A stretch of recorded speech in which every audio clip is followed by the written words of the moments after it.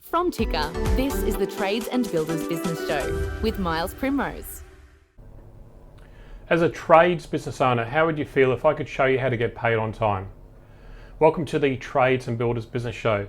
My name is Miles Primrose, and I'm going to introduce you to somebody that specialises helping trades get their cash in the bank faster. Good morning, Trevor. Good morning, Miles. Thanks for having me. You're welcome. So first of all, I think it's a good idea that we explain how we connected. I think one of the first things that we did was we made a connection through the Facebook group, the Trades and Builders Facebook group. I didn't know you then, and then I believe there was some contact made on LinkedIn, and then we initially physically made at a property group that I was talking at, and you said that you've been trying to contact me a few times, and that was sort of how we made the connection, and things went from there. You've helped a couple of my clients, and I've introduced you to a few people. And I believe it's really important to actually let people know how we met, because it's not just about getting anybody on the show, it's about getting people on here that have actually helped people in the trades and building industry. Look, I reached out to your service in particular because I've got an affinity myself with trades and builders, and of course that's what you do. Yep. You help them, and I've got a vested interest as well to help that industry sector in particular. So it's very interesting to sort of say how you can get people paid as soon as they invoice their work. Like, that's a really bold statement. It's great. Can you tell me though, that how do you differ from a bank? What's the difference? Well, FIFO is a group of individual business owners like myself. Yep. We use our own private funds as well as corporate funds to invest in participation deals, or when we're dealing with clients, it's potentially our funds that we're investing into a business. Yep. You're dealing with a business owner. Obviously with a bank, you could be dealing with a different BDM every second day. Mm-hmm. But when you're talking to a FIFO business partner like myself, it's always the business owner. We're often previous business owners ourselves, so we have affinity and understand business. Yep.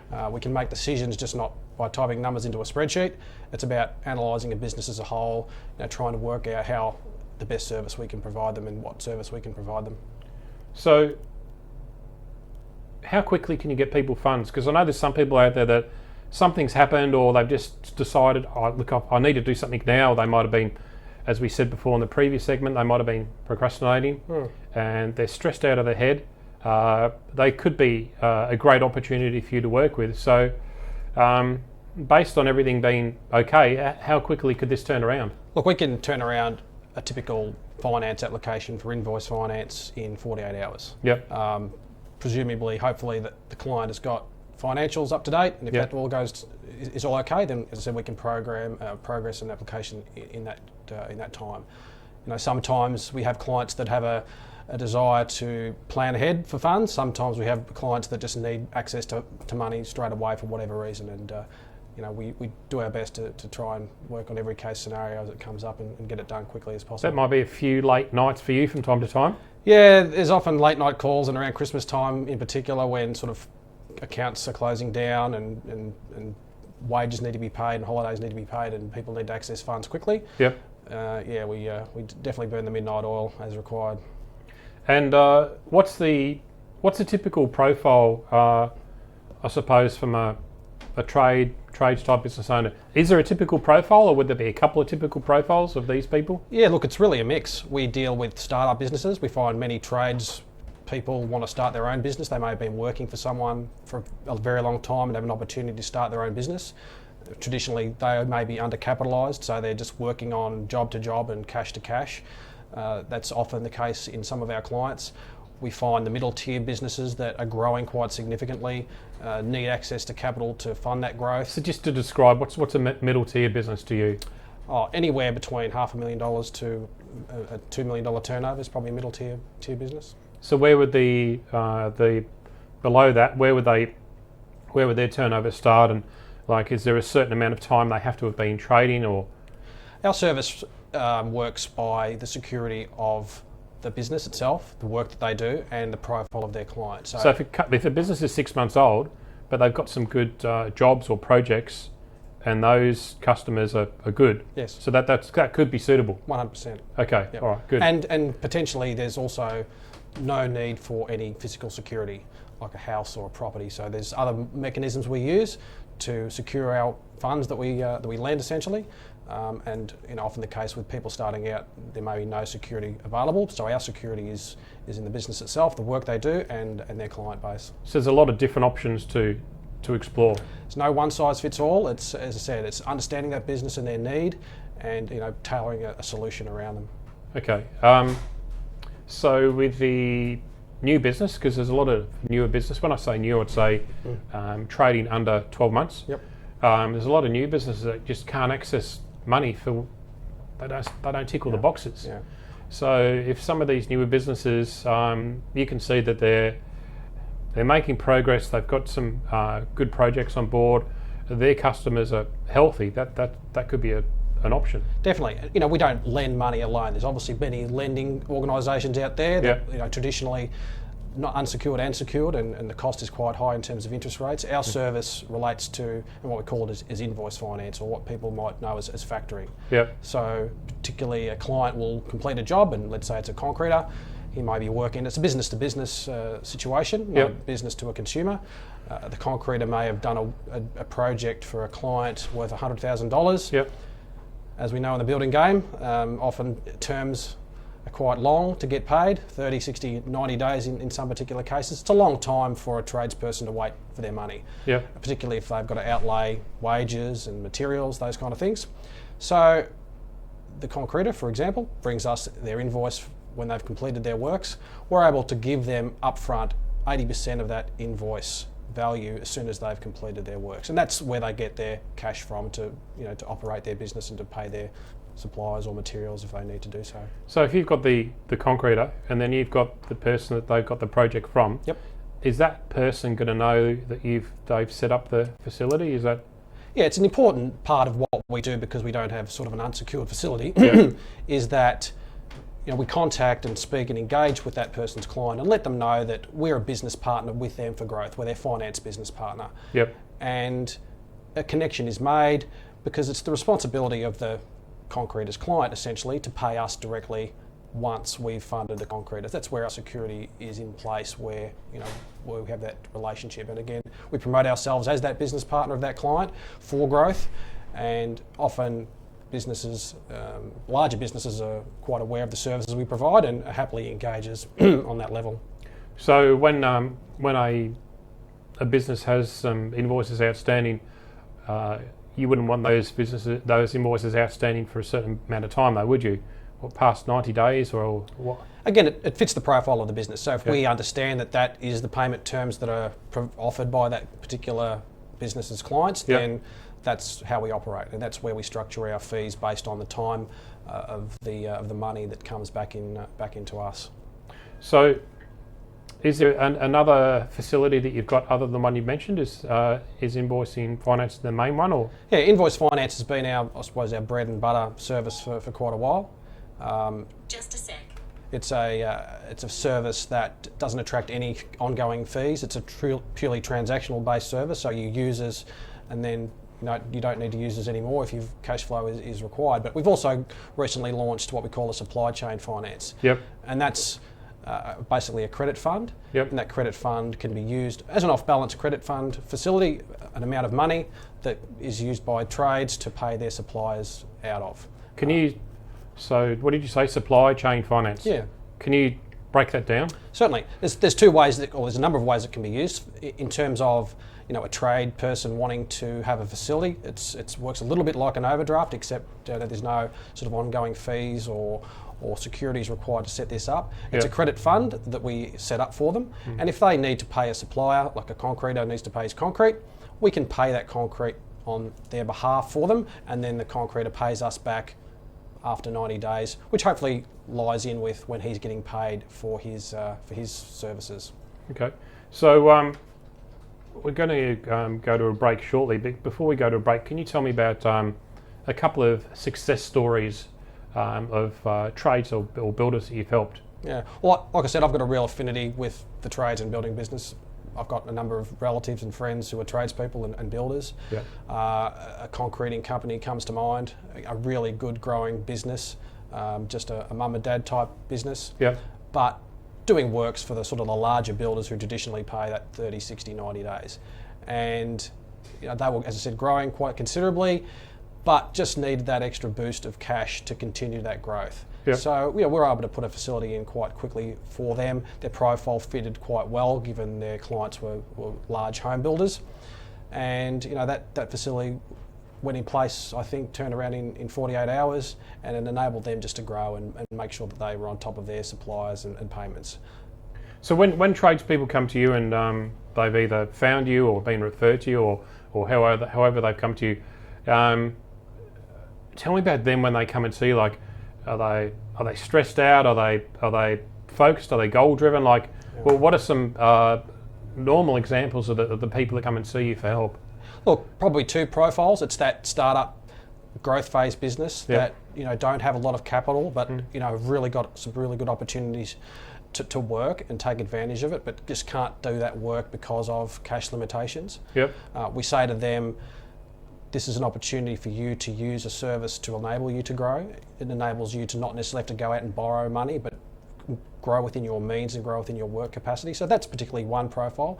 The next profile is a business that potentially wants to take on more work, but can't do so because they know that if they were to take on that work, the time it would take for them to get their money in and the money flow to pay their suppliers and wages and all those things that they need to pay is going to be too long. So we say to those businesses, if you think you want to grow and you think you've got opportunities to grow and you want to take on more work, look at a facility and put it in place. It doesn't cost anything to have a facility. Mm-hmm. You can just have it there knowing that it's in the background. If you take on more work and you invoice for something, you know that you can get access to cash virtually straight away. Okay. All right, we're going to take a quick break. When we come back, we're going to talk about some of the myths about how much this might cost, or because I think that's something that we need to explore. So this is the Trades and Builders Business Show. My name's Miles Primrose. We'll be back with you very soon.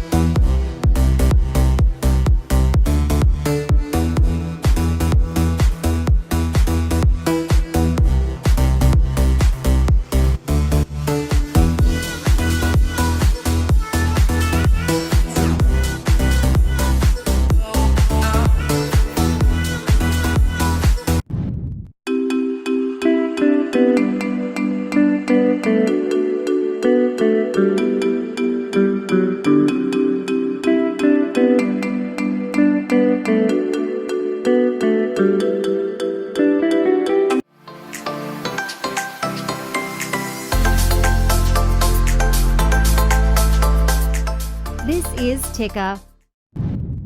From Ticker, this is the Trades and Builders Business Show with Miles Primrose. Welcome back. We are about to show you how to get your payments in your account on time. This is the Trades and Builders Business Show. I'm Miles Primrose.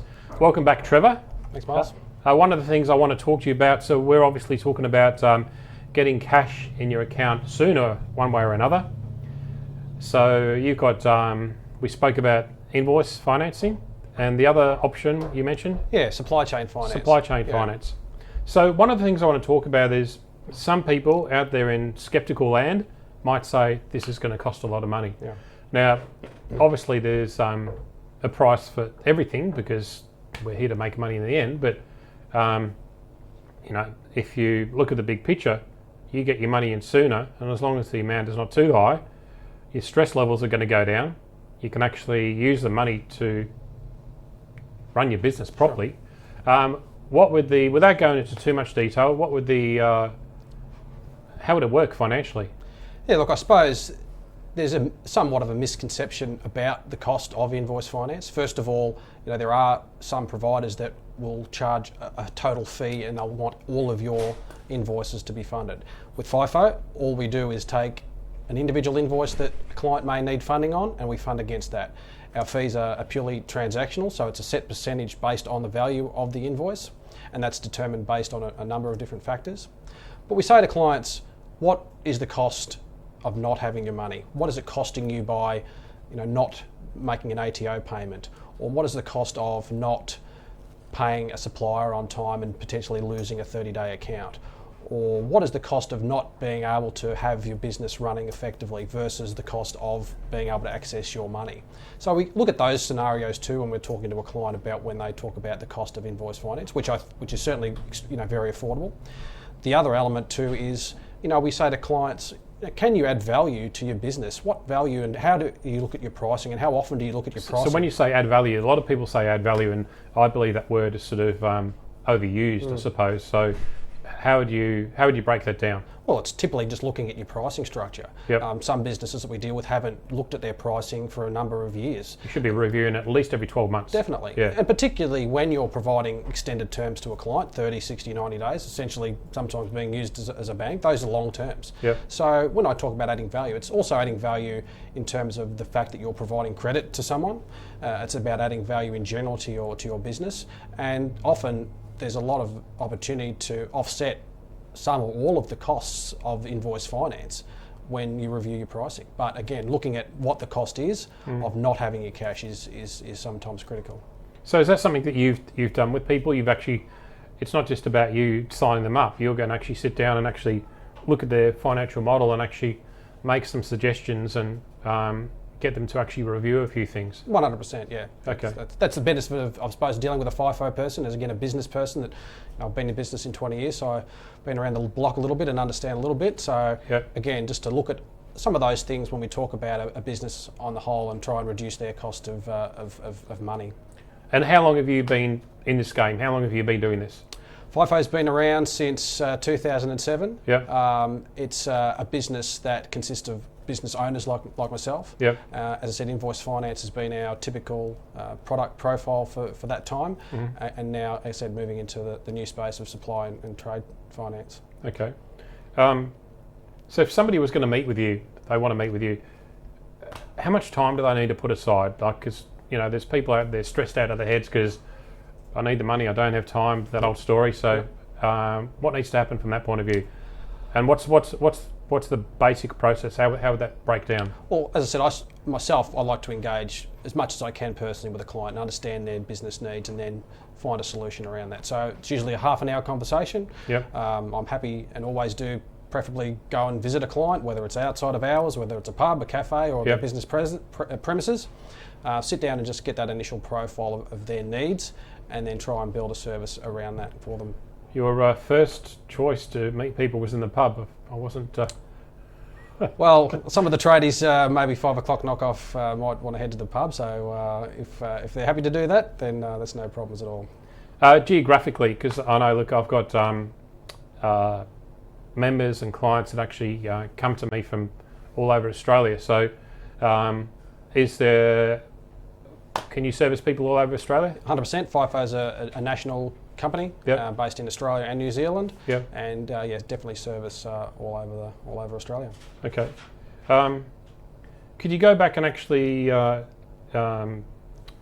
would be one of your two success stories. Somebody that's actually a sort of a smaller operator, Yeah. and somebody that's actually, maybe they're there to aggressively grow their business. Could you give me a couple of examples of that? Yeah, well, I'll probably talk about two, and one on the invoice finance and one on the supply chain finance. Again, a growing business, particularly that were doing a lot of planning. They wanted to grow. They knew they had opportunity to grow, and clients. They had knocked back business in the past because they weren't able to access a loan, or they didn't have any security to back up a loan to grow, and know that they needed to pay wages and suppliers because this particular project was going to be on extended terms. Yeah. So it was about planning for them, and planning to put a facility in place so that when they had the opportunity to take on another project, they were able to, first of all, price in some of the cost of our services into their pricing model. Yeah. Second of all, have a facility ready to go once they were awarded a project, and the confidence then to be able to take on that project knowing that comfortably their cash flow was taken care of when they were awarded this job. So really great success story, really great opportunity for that business to grow, and it was and it's still going well now. And that what you've set up there, that's now set up and ongoing for however long they want. It's an ongoing facility, and again, all of our facility is a single base system, so it's an invoice where you can bring to us one particular invoice to have funds based on your cash flow needs, or you can not use us again. We've got some businesses that may want to access a large amount of cash, and again, traditionally might look at a loan.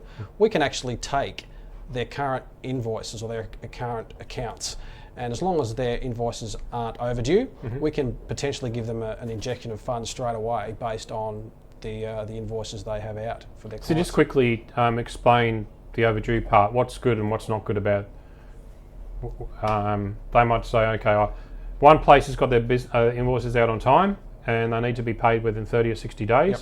Another place is maybe a lot of people get their invoices out late. Yeah. They're supposed to be paid within 60 days and they haven't been paid within 60 days. So what's going to work and what's not going to work? Well, it's just our risk profile. If a client or their client is potentially overdue for an invoice, it's an increase of risk for us that they may not pay at all, and that is somewhat of a risk, and we can talk about some of the mitigation in that a bit later. But for us, having the invoice in terms is a definite requirement before we lend any money. Okay, and is there anything that they can or cannot use the funds for, or is it just open slaver? It's their money. Yep. Once we provide it to them, like when they get a loan, it's their money. Traditionally, though, it is used for good purpose, and that is to fund their growth, or maybe to pay suppliers or to pay wages. But as I said, traditionally, it's for growth purposes within their business. And what would be some other benefits of actually using this for a small business? Well, I find a lot of trades will take on work just for the sake of taking work. Sometimes that they won't do their homework on a particular builder or a particular client, and we see it so often in the building game where a client or a builder might fall over for whatever reason, and it happens all the time. Often we find that builders, the tradespeople, don't do their homework on their clients, so they don't do credit checks, they don't do ongoing performance or directors checks of their clients. So we do that in the background. So we make sure that the clients they're dealing with are in a financial capacity and have a financial ability to pay them back, because ultimately they're paying us back. Okay, so this is a really good point, because I've had a lot of people that have actually come to me, and I'm helping them and my team's helping them, and they're going through the program, and they call me next week. They're stressed out of the head because the builder's gone under, and some of them are under, not for the right reasons, but they actually are under, and other are being annoying, I suppose. They're not doing it, they're doing it for their own benefit in a sense. So, and then they've lost a stack of money. And I've had a plumber that actually had 7 guys on board, and he had to sell an investment property. He did the right thing. He had to sell an investment property to pay the guys out, and now he's working on his own. And he's in his early 50s, and it's just not a good place to be in. So you're saying that if they actually use your facilities, you'll do work in the background to check out these people. If they do go under, it's not on the tradesperson's shoulders? Or Well, first of all, again, we will do that check on the builder, and often the tradie will come to us and say, we have a new client, can you check them out to make sure that they're a financially viable entity for us to do business with? And often we'll say, no, we think that there's an issue with their business or an issue with the director that they might not be able to see, and we'll suggest that they require funds up front, or potentially advise them not to do any work for them. That's one thing that we'll do. We'll keep alerts happening for existing businesses that may have been on their books. Yep. The other thing is also we have an insurance facility. So worst comes to worst, and a client of a tradesperson may become bankrupt or go under for whatever reason, then there's an insurance component to build into our costs that can recoup some money for the trading. Okay. All right. Well, there's some really interesting points there. So it really comes down to, as we said at the start, getting paid as soon as you invoice. So I think for some people that actually want to explore that, it'd be good for them to make contact with you. So thank you, Trevor. Thanks for your time. Thanks, Miles. We're on the Trades and Builders Business Show, and we'll be back with you very soon.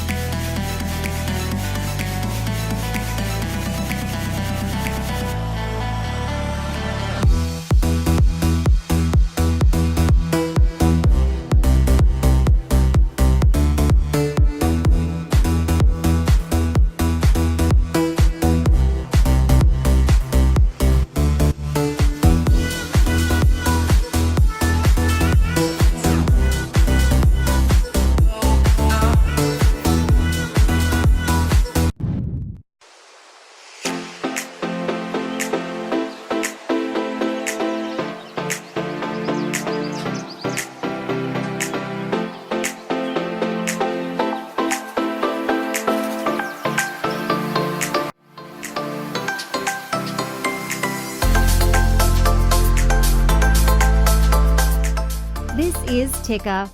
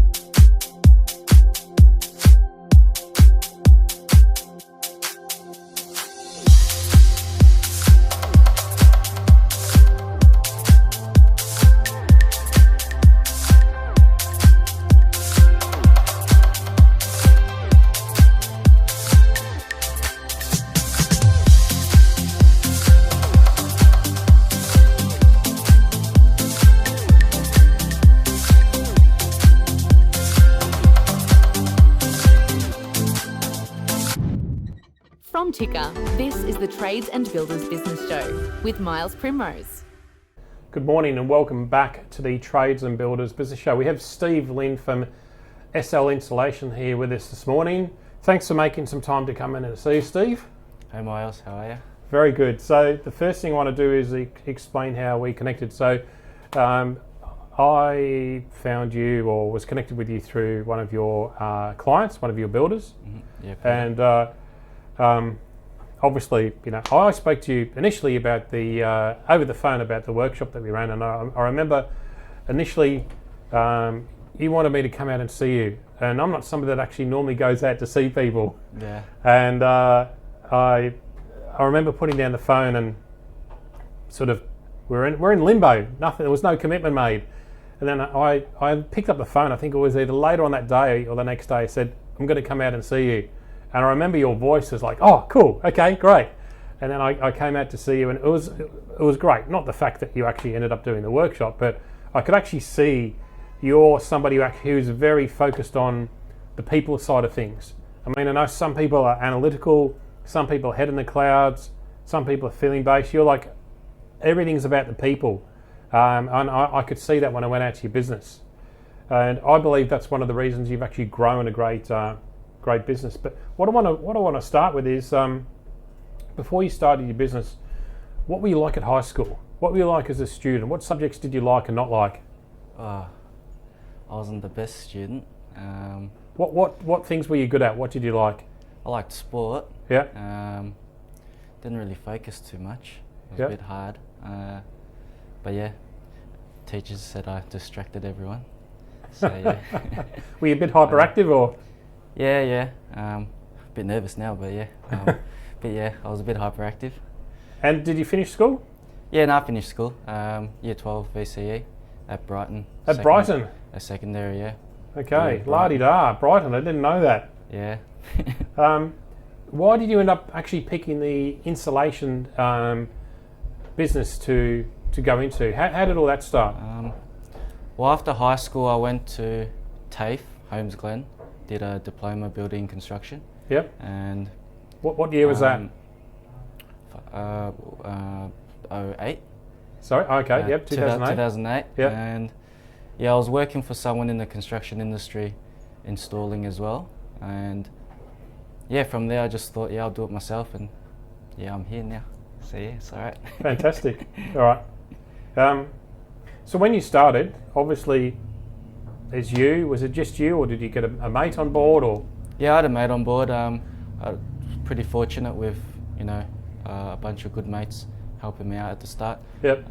One of them's still with me now, Yep. which has been a good journey as well. Yep.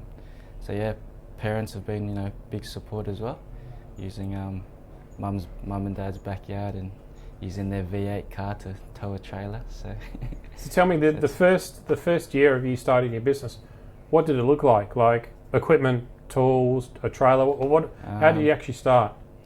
I had parents red Fairlane, Yeah. towing a Gumtree trailer. So it was good. Yeah, just had a mini civilization of insulation bats in my parents' backyard Yep. with a few tarps over it. So that was interesting. It was fun. And how did you get your first clients? What did you do to advertise or to market or get leads? Pretty much just drove around, hassling. Yo, do you want insulation? Wait, seriously, And, you just yeah, that's pretty much how I got my first two clients. was it knocking on doors or seeing building sites? No, or? just seeing building sites. So, Yeah. yeah, my first two builders I still have now, so they're pretty good. Okay, so that takes a bit of guts to do that. Like, it's obviously some people are too afraid, or they procrastinate, or they. That's interesting that you. Yeah, I think did that's sort of a strength of mine. Just go on the construction sites, talking to people. Yep. This is a bit harder, but Yeah. but yeah, going out there, meeting people, shaking their hand, and just having a chat. I find that pretty easy and quite comfortable with it. So no. So It's worked well. that's the first 12 months. Tell me what happened over the next couple of years. So you've got the trailer, you're borrowing your parents' car, you've got a tarp out the back. What's the next stage of building your business? Because I mean, by the end of us having a chat, I mean we've got a pretty big operation to talk about. What's the next stage after the trailer and the borrowed car? From then onwards, I got a van, so big high ace long wheelbase van. Yep. Got a mini warehouse. Started off with I think it was a 150 square metre warehouse in Moorabbin. Got another trailer, and then from then onwards got another van, and then got the boys together a bit more, and said let's knuckle down, get this. So going. how many people have you got working with you at the moment that are sort of friends of yours or people that you've known for a long time? There's 7 employees of us currently, and we use about 8 subbies. So. Okay. And how many of those 7 are your sort of friends from school or people that you've known for a while? 7 of them are all all my friends. All 7? Okay. Yeah, so wow. Employees. So that's got some of my best mates in there, and actually sponsored one, which is a very close friend of mine now too. So a lot of people in business, they have there's challenges that come up when they hire their mates, and things don't work out, that type of stuff. So what do you do to make sure that things go well? Or I just make sure we sort of just communicate, get everything out on the table. Chat. At the end of the day, we're all mates, and I think that's the most important thing. So just a Friday beer, and just discuss toolbox meetings normally. So, okay. When you started initially, like, what was did you have like a goal or a dream or something that you were chasing, or? At the start I wasn't really too sure. I think it was sort of until maybe I met you that you sort of helped me figure that out. But it was really just the financial security for the team. The boys put in the hard work at the start to help me get off the ground, and really wanted to pay them back. So from then onwards, just thought, this is what I'm going to do, so let's make it worth it. What age were you when you very first started? 23. 23, okay. Yeah, 2013, yeah. All right, so look, when we come back, we're going to talk about when we connected and where things took off from there. So that was the 20th of April 2017. So we're going to go to a quick break. You're watching the Trades and Builders Business Show. I'm Miles Primrose. We'll be back with you very soon.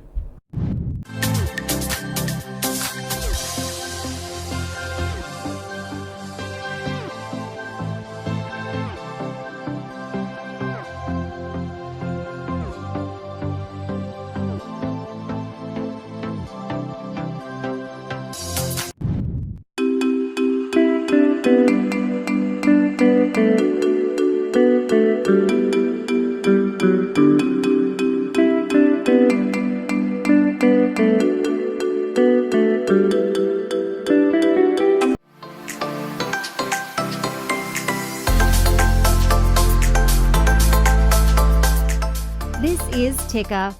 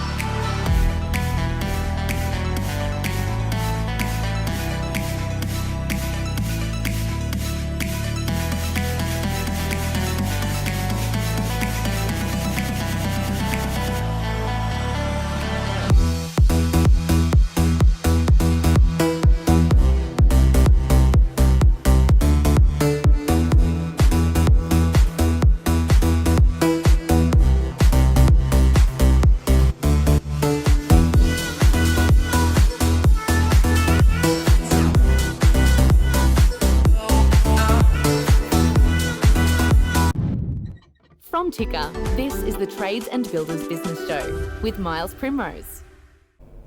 Welcome back. We have Steve Lin from SL Installation here with us. Thank you for making the time to be with us, Steve. Before we were talking about what age did you start your business? You mentioned 23. Now, we actually connected on the 20th of April 2017. I checked last night. I went through all my emails and my calendar, and I had you, and that's the date we actually met, not the day we actually spoke. And now, one of the things that when I started helping you that I noticed is that you acted pretty quickly, which is good.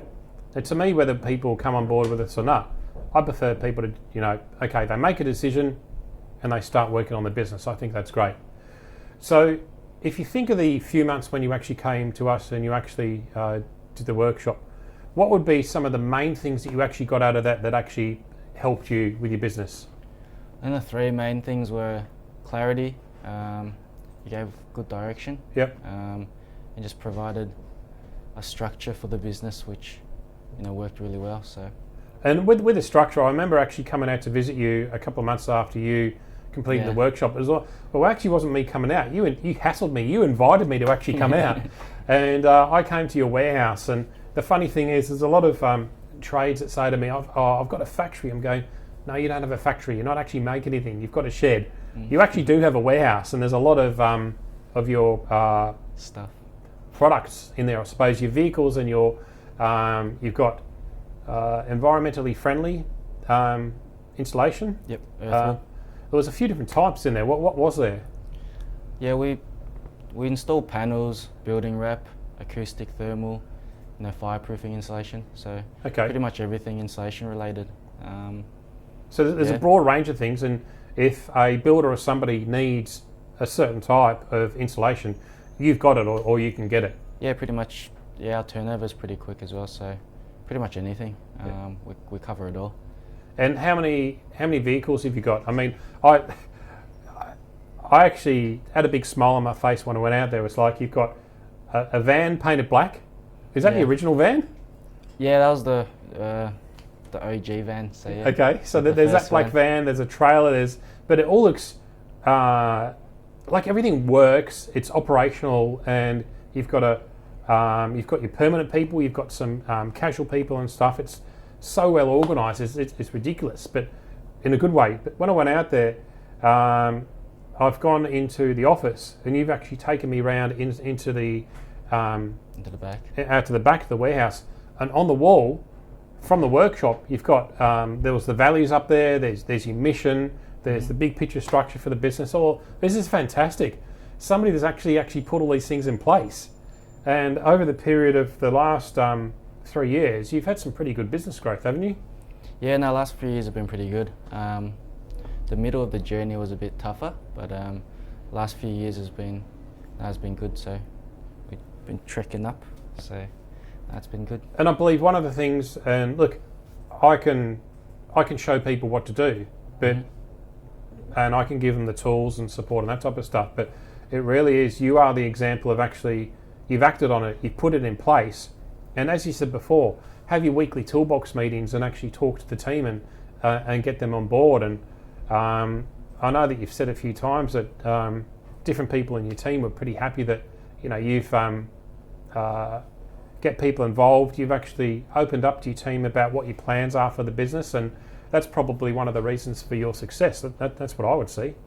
Yeah, I think a lot of it from the workshop helped, with the presenters and yourself, with giving me that sort of direction of, which way to go, and then the rest sort of all fell into place. And I think I do communicate pretty well with the boys. So, they're my mates and stuff too. So that's helped a lot as well.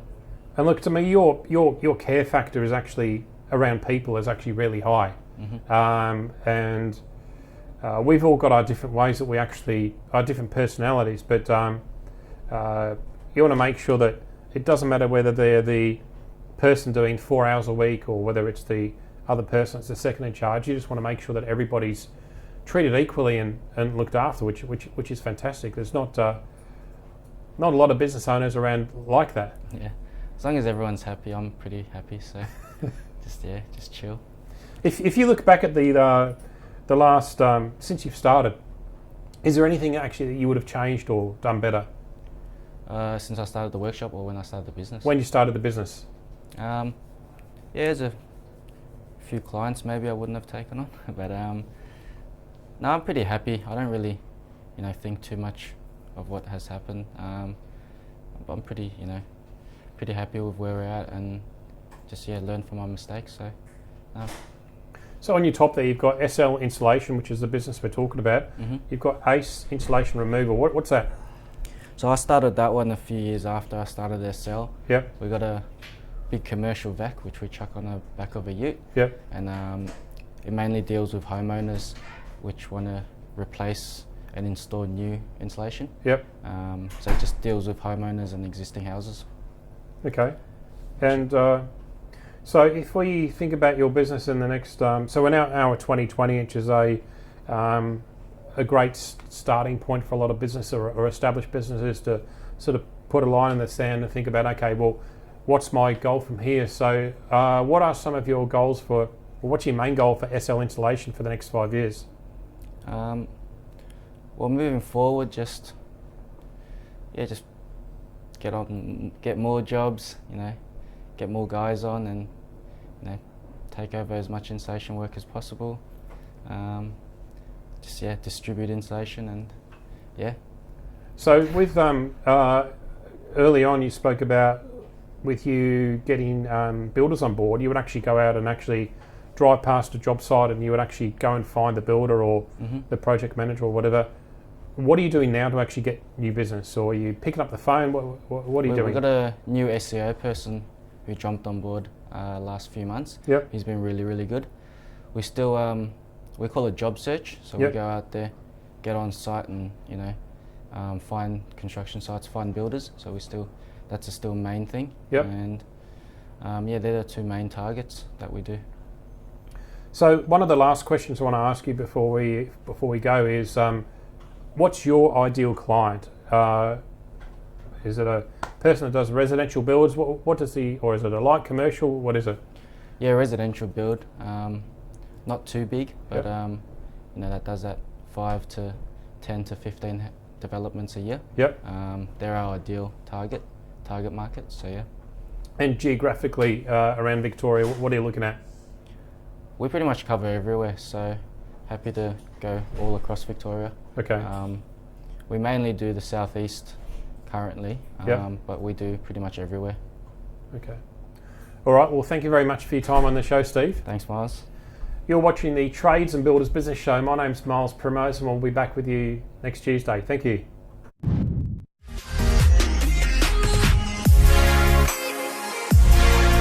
This is Ticker, your new source for news.